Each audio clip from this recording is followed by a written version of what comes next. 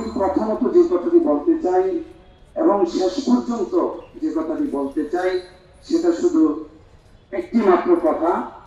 যত দ্রুত সময়ের মধ্যে শেখ হাসিনার বিচার সম্পন্ন করা হবে, এটাই হবে এদেশে সবচেয়ে বড় সংস্কার। সে কারণে আমরা বলতে চাই আজকের এই মানববন্ধন থেকে স্বল্প সময়ের মধ্যে শেখ হাসিনার বিচারকে সম্পন্ন করলে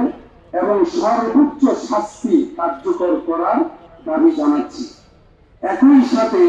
শেখ হাসিনাকে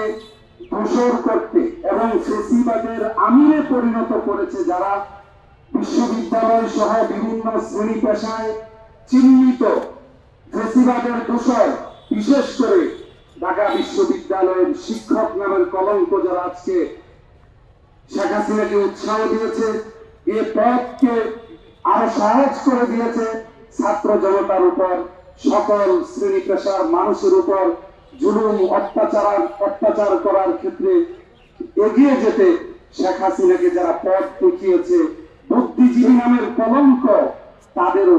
আমরা জোর দাবি জানাচ্ছি, তাদেরকেও শাস্তির আওতায় আনতে হবে এবং বিশ্ববিদ্যালয় কর্তৃপক্ষ এই বিষয়টি সুনজরে আনবেন, এটা আমাদের প্রত্যাশা। আবারও সকলকে